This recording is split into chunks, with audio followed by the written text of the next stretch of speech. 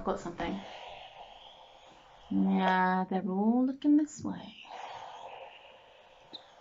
Hundreds of them. I'd say thousands. Oh, hold on. Abort. Hi guys, welcome to Vineyard 61 Kids Church. You just caught me brushing up on some of my detective skills, looking for clues. You're going to need to do that in the story we're doing today. But first, hold on. Oh, there's a news flash. Let's go to our reporter in the garden. Yes, thank you, Rebecca. This is the final Kids Church TV episode for a while. We're going to take Kids Church in a new direction. We're not sure what that is yet, but this will be the last episode. So if you tune in next week, none of us will be here. It's been a wonderful time. We've had some great highlights.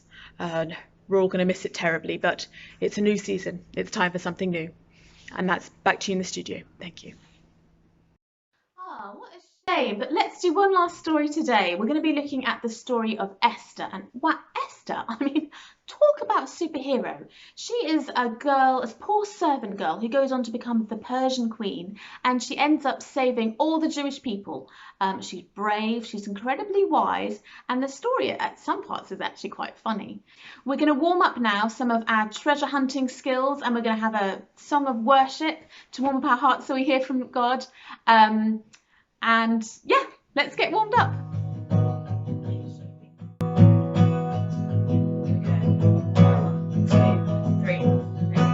I got a river of living water, fountain never will run dry.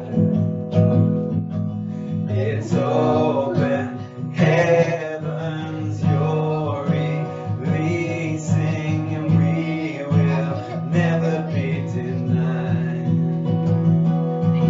'Cause we're stirring up deep, deep wells, we're stirring up deep, deep waters. We're gonna dance in the river, dance in the river.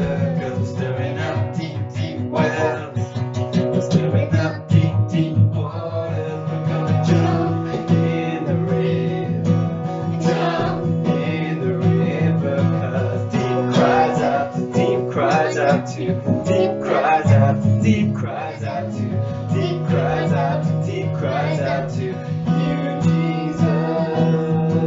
Deep cries out to deep, cries out to deep, cries out to deep, cries out to deep, cries out to deep, cries out to you, Jesus. I've got a river of living water, fountain that never will run dry. It's open heavens, you're releasing, and we will never be denied. 'Cause we're stirring up deep, deep wells, stirring up deep, deep waters. We're gonna dance in the river, dance in the river. 'Cause we're stirring up deep, deep wells, we're stirring up deep, deep waters. We're gonna jump in the river, jump in the river. 'Cause deep cries out to deep, cries out to deep, cries out to deep, cries out to deep, cries out to, we cry out to you, Jesus. Deep cries out to deep, cries out to deep, cries out to deep, cries out to, we cry out to, we cry out to you, Jesus. We're falling into deeper waters, calling out to you. We're walking into deeper waters, going after you. And if he's going to the left, then we're going to the left. And if he's going to the right, then we're going to the right. We're gonna jump, jump, jump in the river. Jump, jump, jump, jump, everybody. If he's going to the left, then we're going to the left. And if he's going to the right, then we're going to the right. We're gonna dance, dance, dance, dance in the river.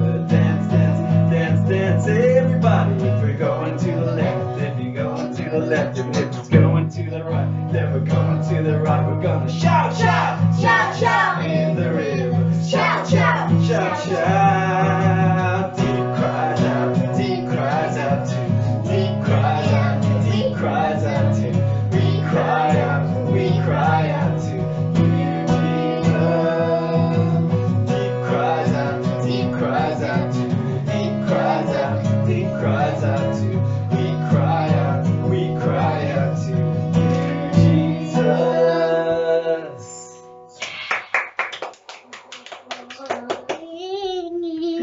Too deeper.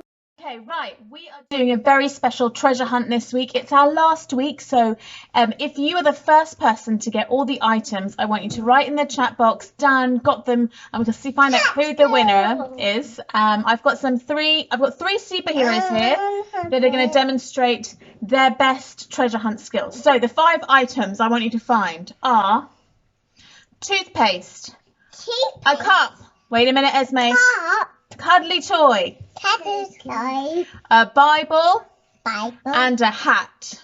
Okay, so you have 1 minute. Are you ready? 3, 2, 1, go! Okay, cuddly toy. Cuddly toy. Okay, just find a cup. Go get a cup.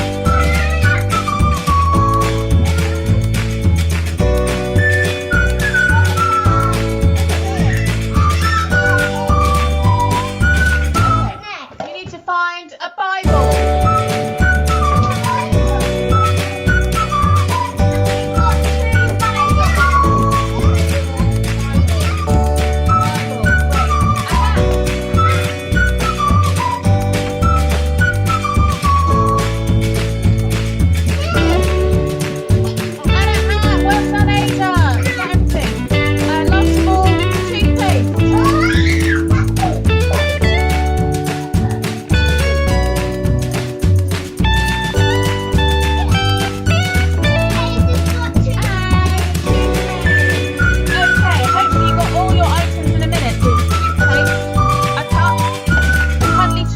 Got 3 cuddly toys, a hat, and a Bible. So well done. Were you guys working as a team? Yes. Good job. Well done. Some really good treasure hunting skills, everyone. That's what we need today. We're going to be looking at the story of Esther. And Esther, wow, I mean, talk about a superhero. She's brave, she's wise, she's thoughtful and powerful. And like I said, she goes on to save the whole of the Jewish people. But throughout the book of Esther, the interesting thing is, it doesn't at any point mention God's name. How weird is that? A book in the Bible that doesn't say God's name.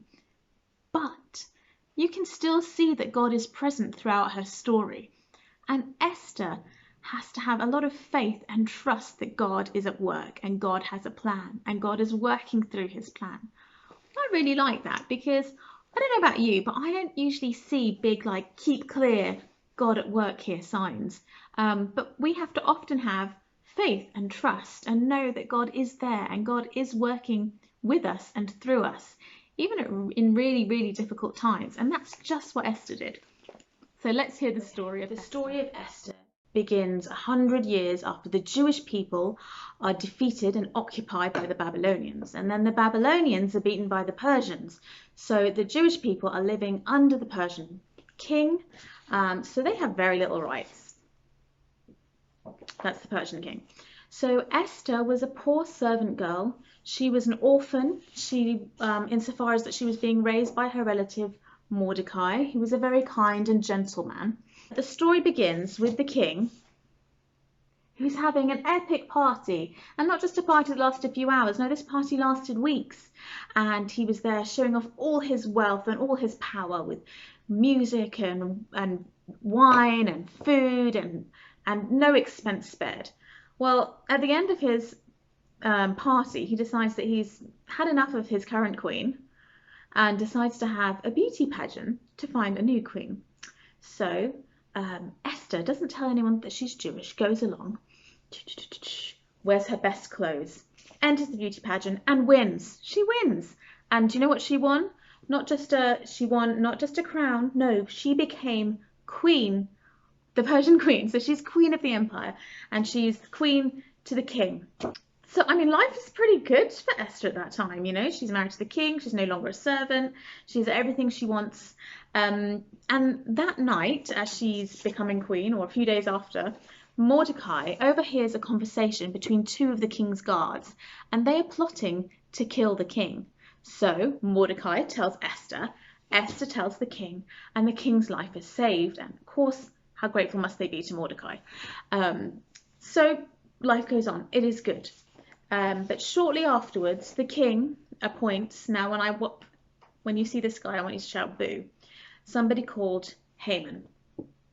Boo. Haman is the chief advisor to the king, so a bit like being the prime minister, but they didn't have that title. He's the chief advisor and he has a lot of power. And because of his power, he orders that everybody should bow down to him when they see him. Mordecai, a man of God, when he sees Haman, he doesn't bow down to him because he doesn't worship Haman, he worships God. And this makes Haman very, very angry. Boo, Haman. Look how angry he is. Boo. So, Haman then goes to the king and he's like, you know what? These Jewish people, they're not bowing down to us. They don't respect us. Let's order that they should all just be killed and get rid of the lot of them. And the king agrees. I guess he's not thinking. They roll a dice and decide on the date when all the Jewish people shall be killed. This is really bad news for Esther, who is a Jewish, and of course for Mordecai. And they must have felt incredibly worried at this point. But you know what? They said, let's make a plan. So they hatch a plan. And they decide that Esther should just tell the king of her Jewish identity, knowing how much the king loved Esther. And he was in love with her. He was besotted by her. She was full of grace and beauty, and he had her on a pedestal. So they thought, okay, let's just tell the king you're Jewish. And of course, he'll just decide not to go through with that plan. Perfect plan, right? Well, in those days, nobody could approach the king. Not even the queen could approach him. And the penalty, so the punishment for approaching the king, was death. Well, to that, Mordecai says, you know what, let's not go through with the plan. Let's trust God. We'll still save the Jewish people. You know, Esther, you have become a queen, and maybe the reason you have become a queen for such a time as this. And Esther, in all her bravery, she says, you know what, no, let's carry on. If I perish, I perish. So if I die, I die. And she completely trusts God in their plan and is prepared to go forward with it. Next part of the story, we really see Esther's wisdom. So instead of just approaching the king and telling him of her identity, she decides to invite the king and Haman to a banquet the next night. Great, they agree. You'd love to come to your party, Esther. Why not? And as he's leaving the palace, or he's out that evening, Haman bumps into Mordecai. And again, he's furious. Mordecai, this is the one who won't bow down to me. Oh, I hate that guy. So he decides, I know, let's execute Mordecai the next day. Things are looking really bad again. I mean, where is God in all this? But God does not forsake his people. And this is where we see the story change. Because that night, for whatever reason, the king can't sleep. He's tossing and turning at night. And for some reason, it comes to his mind that Mordecai was the man who saved his life. And yet Mordecai was never honoured for this. They maybe said thank you, but they didn't give him a proper celebration or honour him or uphold him and show their gratitude. So the next morning, Haman approaches the king to ask his permission to have Mordecai executed. But before he can get to that, the king's like, hey, Haman, I mean, how do you think we should honour someone who has shown such loyalty to the king? Haman thinks that the king's talking about him. He's like, well, he should be paraded around the city on the royal horse and everyone should bow down and thank him. Okay, says the king, great. So can you please arrange for the royal horse to be ready, because Mordecai needs to be taken around the city and honoured by everyone. Mordecai is on the royal horse and Haman has to lead the way, and everyone is celebrating and honouring and thanking Mordecai for what he did to save the king. It doesn't stop there. because then the Queen, again, Queen Esther, invites the king and Haman to another banquet.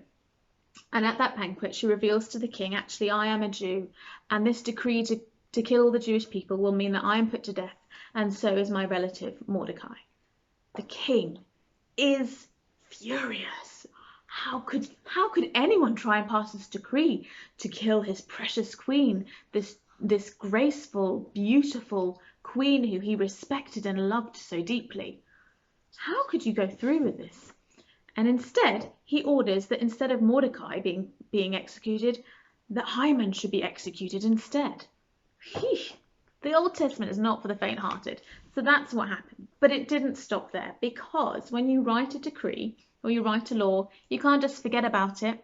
So the king ordered a new law where the Jewish people were able to defend themselves.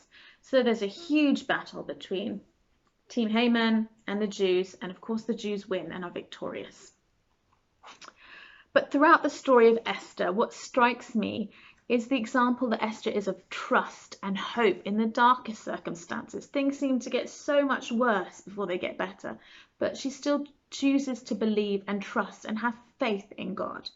Have you read the story of Esther? What things did you pick up from that? We'd love to hear what you learned about it. I've got Nina here, who's going to tell us a little bit about what she understands of faith and what it means to her. I think faith is something that you can't feel, you can't see, and you just have to trust. I think that's faith. Yeah. Do you have a way of demonstrating what faith is like, Nina? Well, I'm going to fall back and my mum's going to catch me. Okay, so you're going to close your eyes, and you don't know whether I'm there 100%. You can't feel me or see me, but you're going to fall back anyway. So you ready? Yeah. Oh, well done. How did that feel?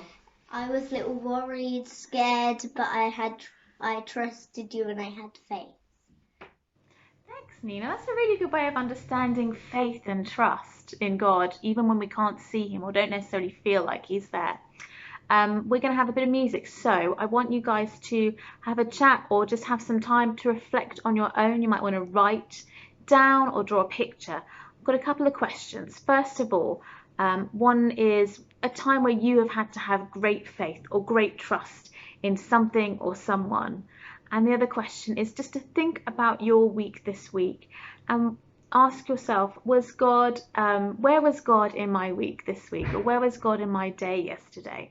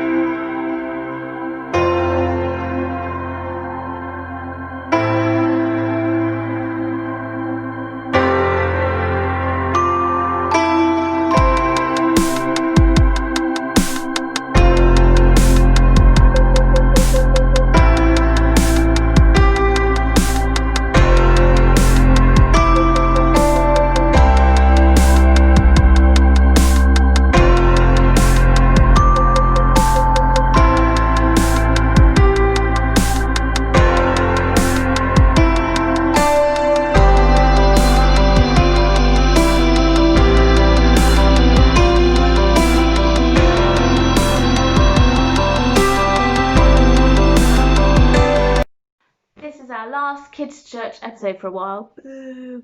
But we'd love to hear what were your best bits, what were your favourite bits of Kids Church. Do email us at kids@vineyard61.org and tell us what your favourite bits were of Kids Church. We might try and put together a little highlights reel for the next few weeks. But do watch the space and we're going to see what we're going to do next. Okay, bye everyone. Have a lovely morning. Bye.